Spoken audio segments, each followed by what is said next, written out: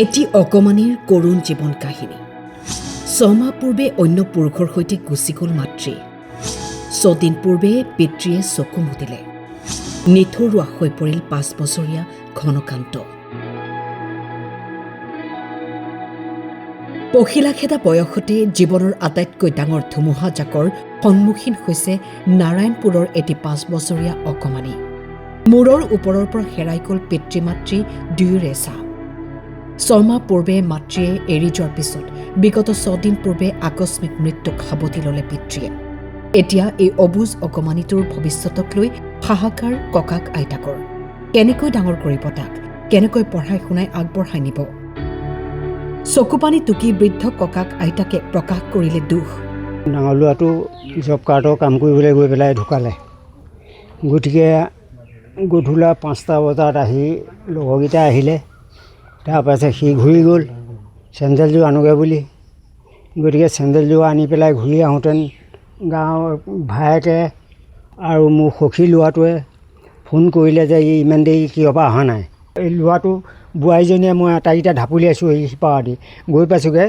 ভাইটোৱে মোৰ সখী ল'ৰাটোৱে সেই বোকাৰ পৰা তুলি পেলাই পাৰত থৈ দিছেহি। মাক ৰঙাইলৈ গ'ল। গাঁৱত এইখন গাঁৱতে ৰঙাইলৈ গ'ল। তাই ধলপুৰ বজাৰলৈ গ'ল। বুঢ়ীজনীও মেডিকেল হেৰিয়া পঞ্চায়তলৈ গ'ল। বোৱাৰীজনীও গ'ল। মই বজাৰ কৰিবলৈ যাওঁগৈ বুলি বজাৰ পাই তাই পলালে। এতিয়া নাতিটো আমি চাব লাগিব। 5 বছৰ হ'ল। ভৱিষ্যতে এতিয়া আমি প্ৰতিপাল কৰি থাকিব লাগিব আৰু কি কৰিম। চৰকাৰে যদি কিবা এটা সাহাৰ্য কৰে ল'ৰাটোৰ কাৰণে দিব পাৰিব। আমি হাজিৰা কৰোঁ আৰু গৰু এহাল আছে, খেতি পথাৰ কৰোঁ, আধি খেতি অকণমান কৰোঁ, এনেকৈয়ে চলি থাকোঁ। আৰু দেউতাকো ঢুকালে, মাকো পলাই গ'ল। নাতিটো এতিয়া পুহিবলৈ আমাক কিবা এটা সাহাৰ্য কৰিব লাগিব। আমাৰো বয়স হৈ আহিছে, মৰিবলৈ বেছিদিন নাই।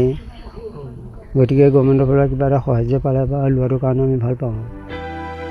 উপায়হীন হৈ সংবাদ মাধ্যমৰ জৰিয়তে দুৰ্ভগীয়া পৰিয়ালটোৱে চৰকাৰ জিলা প্ৰশাসনৰ ওচৰত বিচাৰিছে সহায়ৰ হাত।